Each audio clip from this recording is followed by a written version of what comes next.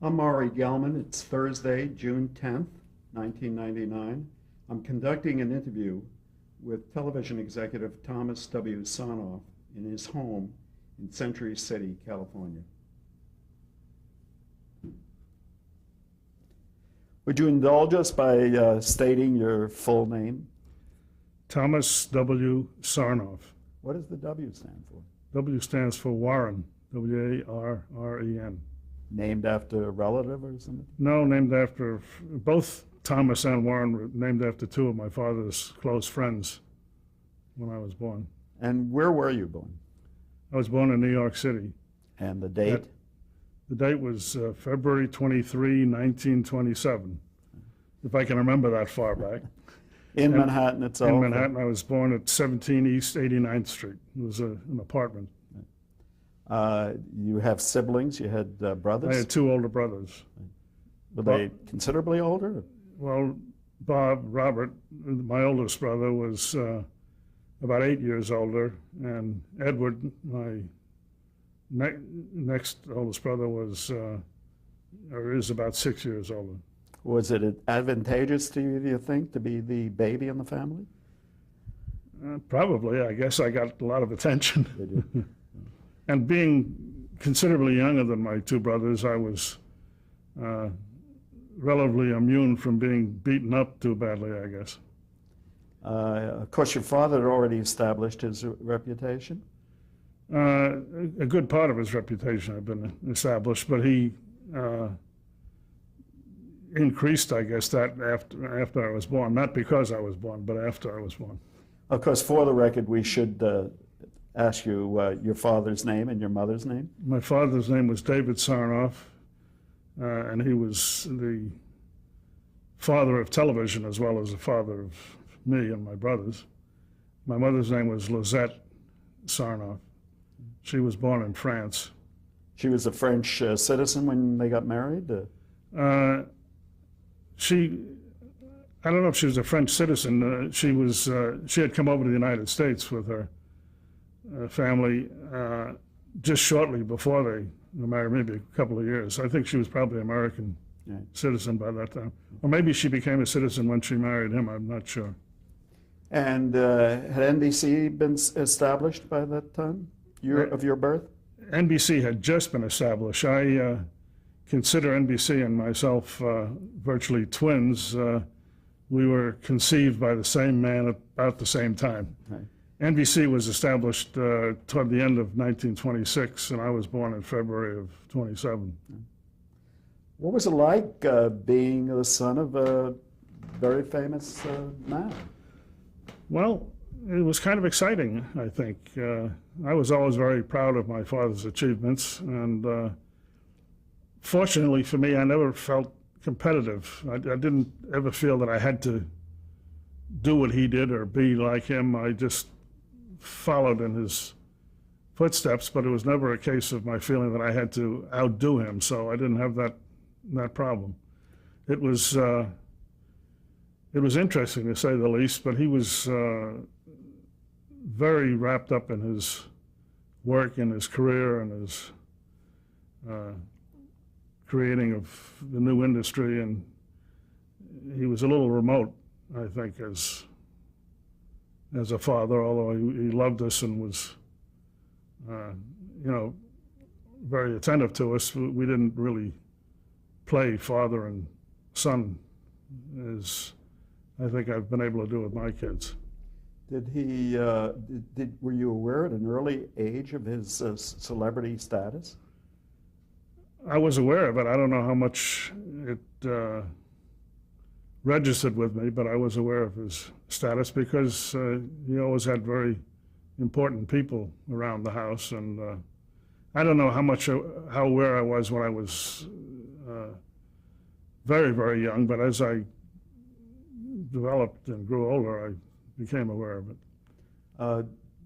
Radio was in its heyday, or started to come into its heyday. Were you a radio listener? I was a radio listener. I listened to a number of programs. I think my favorite program was The Lone Ranger. And so you didn't necessarily listen to NBC programs? Not, And the Lone Ranger was the mutual broadcasting system, yeah, as I right. recall. No, I wasn't. I didn't have that kind of a Loyalty. Not yet. Right. And what about other facets of entertainment? Did you go to the movies a lot? I went to the movies occasionally. I went to concerts periodically because my father took me. He, as you know, brought Toscanini over and established the NBC Orchestra, and I would go periodically to those concerts.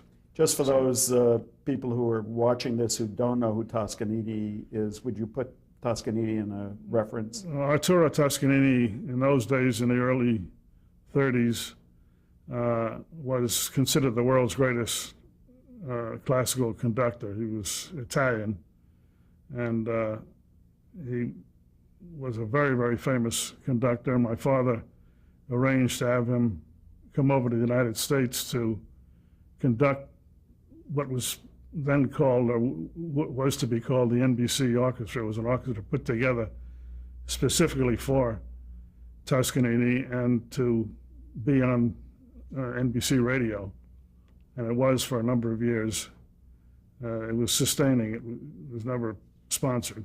Is that because your father thought that television and radio before television should be a medium for education and culture? He did, very much. He thought it should be a medium for education and culture, and this was one of his ways of expressing that thought.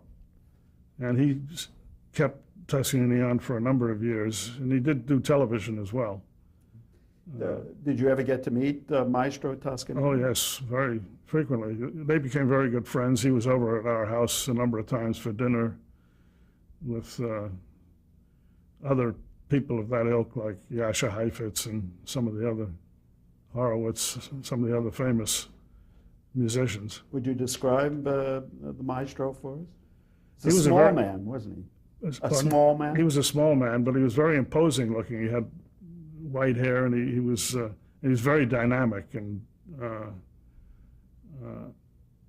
he would frighten all of the musicians to death. Everybody was in tremendous awe of him when he was conducting, and he had a volatile temper.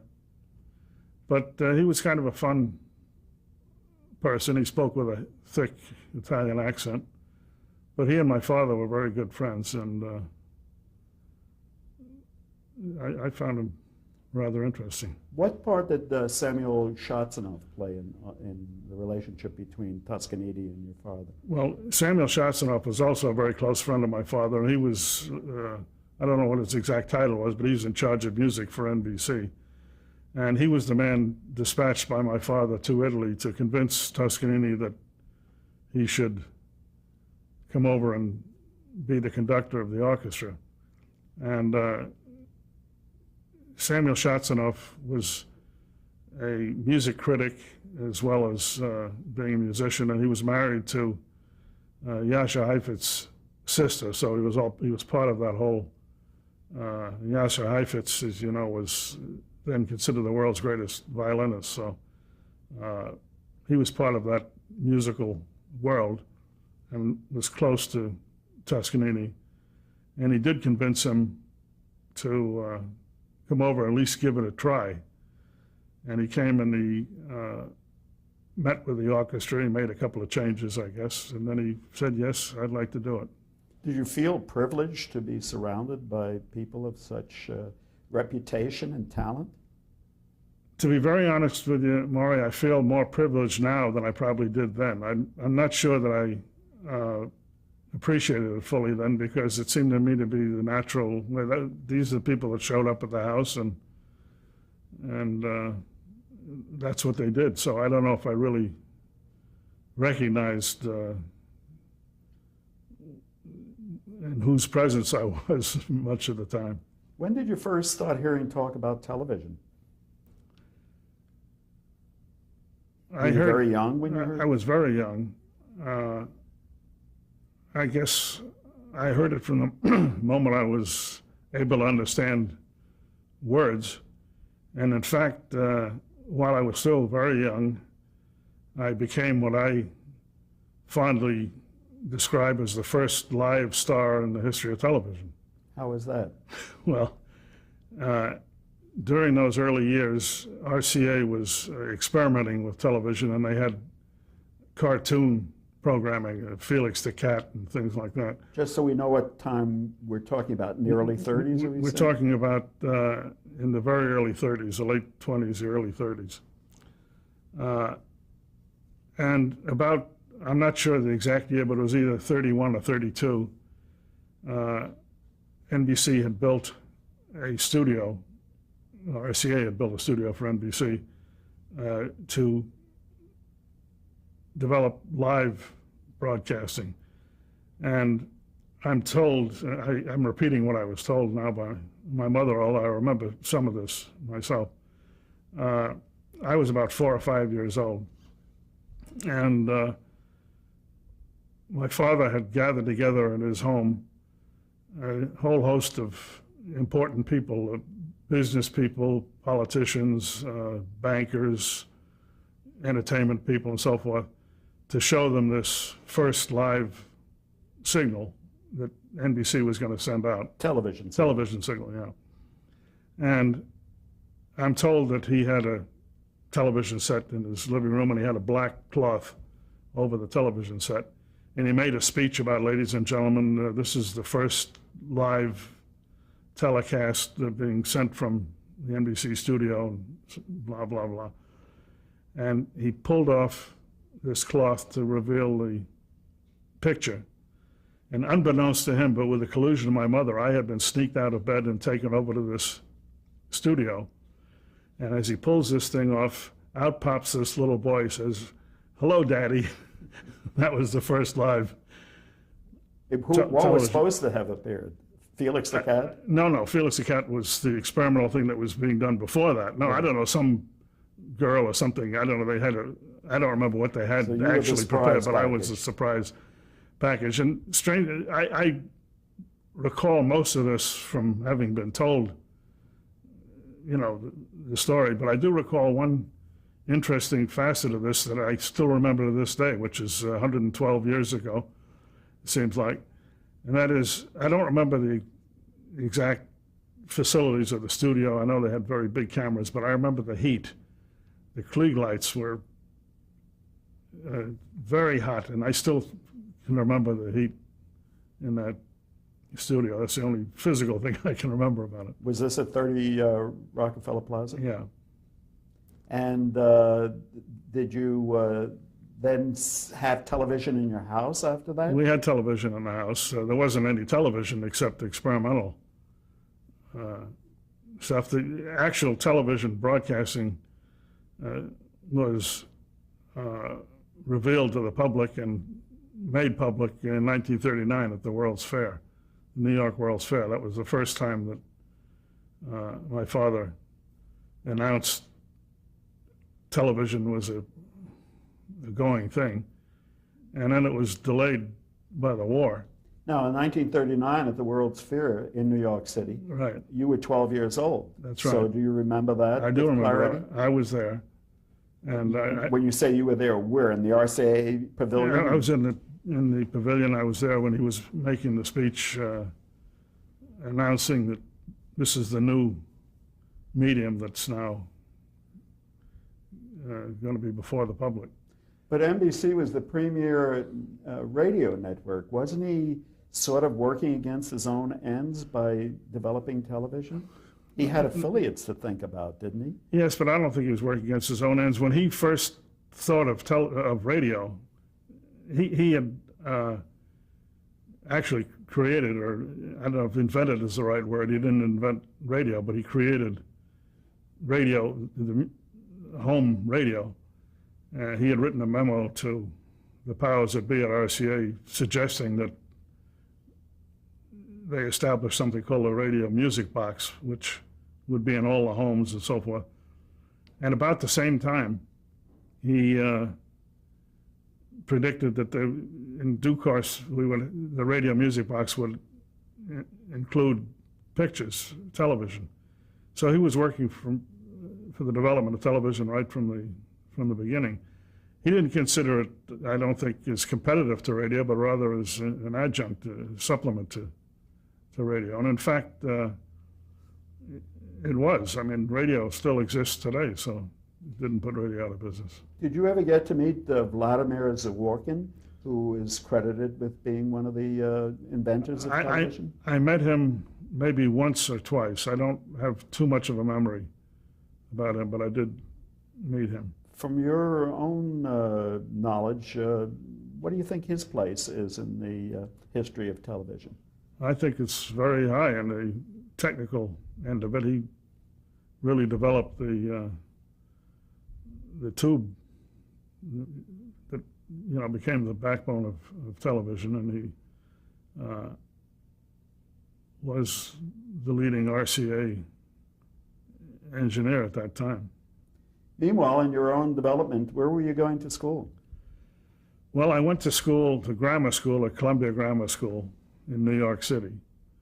And I went there through the 8th grade.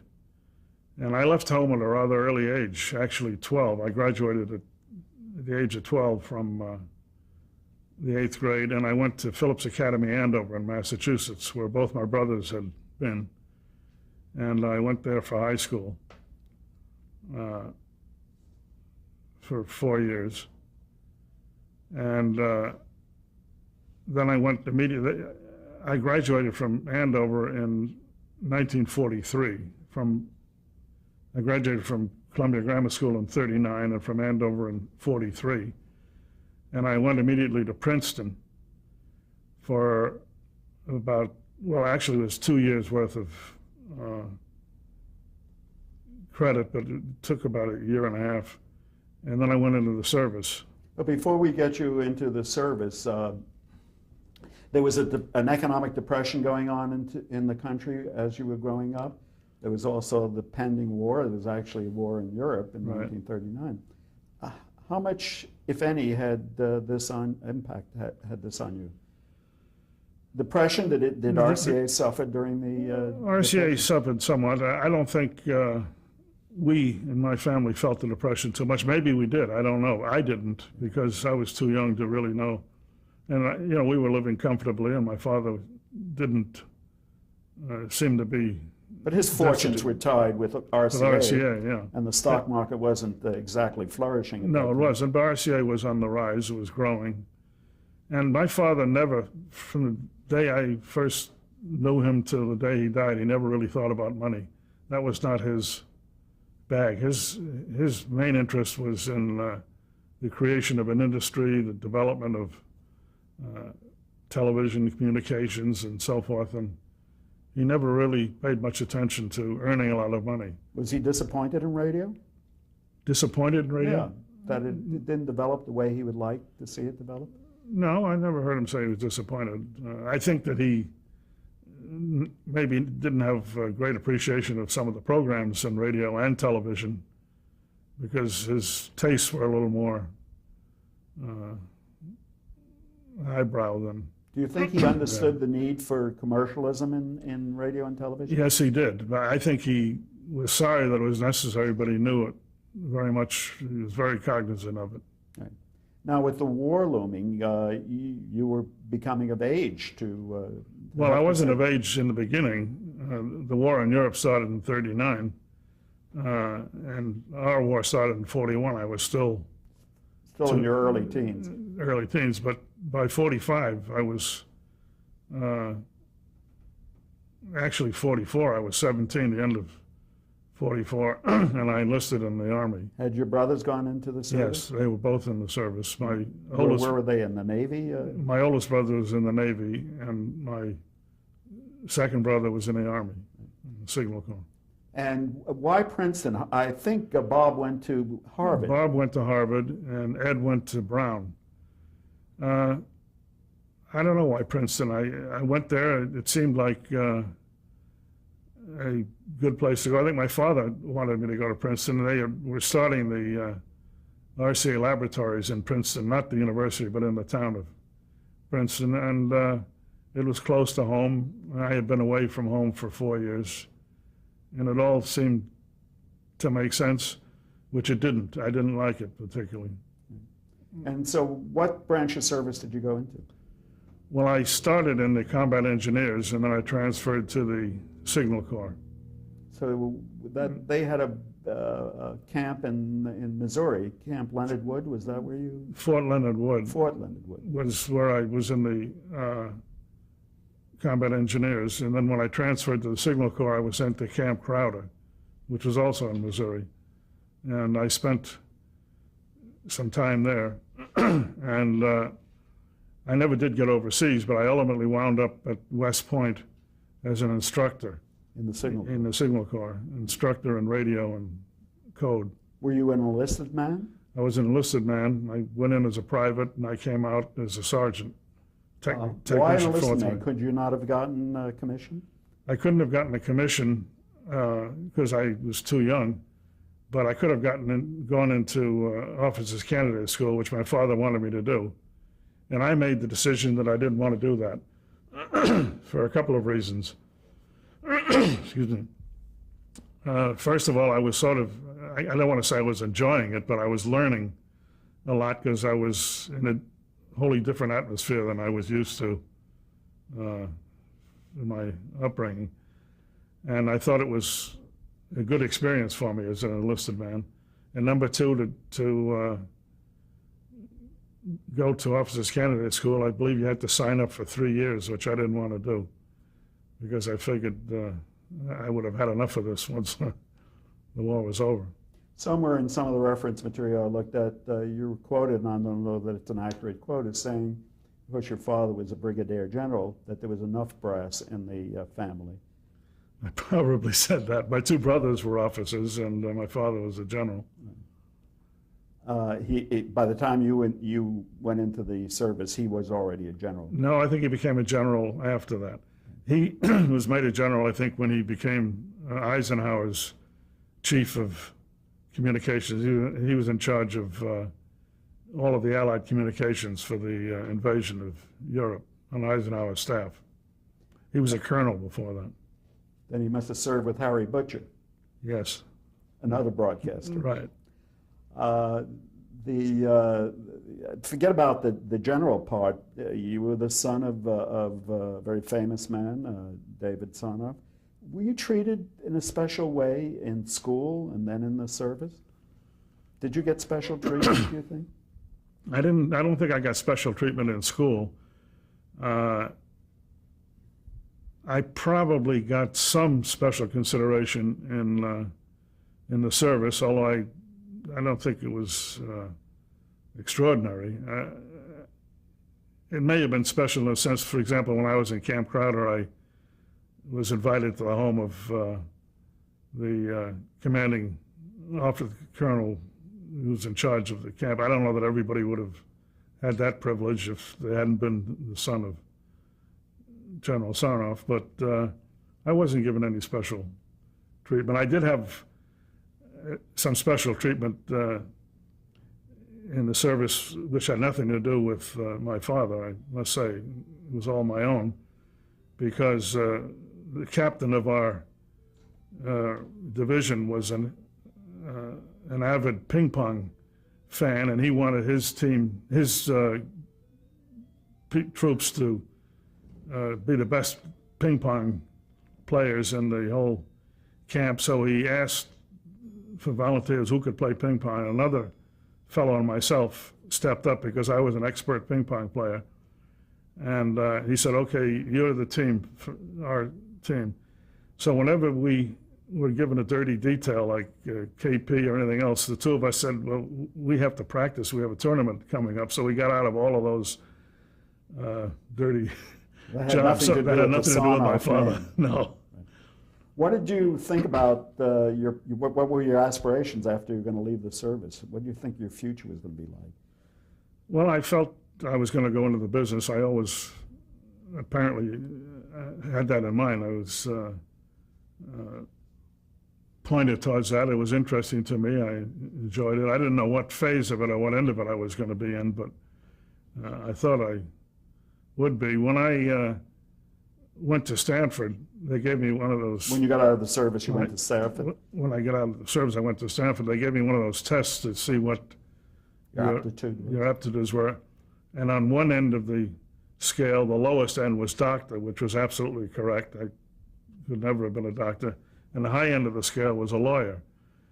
And I just tinkered with the idea of being a lawyer because I liked that, and I've done a lot of legal work in my career, but it wasn't the thing that attracted me. What attracted me more was the entertainment production side of television. And so that's what I pointed towards. I have an older brother who's in journalism, and as soon as I could, I got myself out of New York and went to the West Coast because I didn't want to live in the shadow of my brother. And I wondered if that had something to do with your decision to go to the West Coast. I think it did have a lot to do with, well, it had something to do with my decision to go to the West Coast. It had a lot to do with my decision to stay on the West Coast. I wasn't particularly fond of New York. I found it sort of oppressive. I had come to California once or twice as I was growing up, and I liked it. And I didn't like Princeton particularly. It was stuffy, and it wasn't coeducational at that time, and a lot of other problems. It just didn't appeal to me. So I came out to the West Coast, much to the distress of my father, who was very upset about it. A, because I wasn't going to finish Princeton, and B, because he thought I was going to become a beach bum or something and not finish college, which was not true. I never had that in mind. I came out, I thought I was going to go to UCLA. But when I came out here and went to talk to the people at UCLA, I found that I had gone beyond the courses that they taught, because I was taking engineering, electrical engineering. I started in chemical engineering, which was a total bust, and I went into electrical engineering. And in order to complete my courses for the last 2 years in the California system, I would have had to go to Berkeley. Right. So I went up to Berkeley to see if I could get in there, and I didn't like what I saw there. It was too big, and I didn't like it. So I went down south a bit to Stanford and took a look at that, and I thought that was great. I loved that. So I went there and I finished up there. I graduated with a Bachelor of Science in Electrical Engineering, and then I went back for another year. Graduate School of Business Administration. So that would have been what, in the late 40s? That was, yes, 47, 48, and I came down here in 49. Now, did your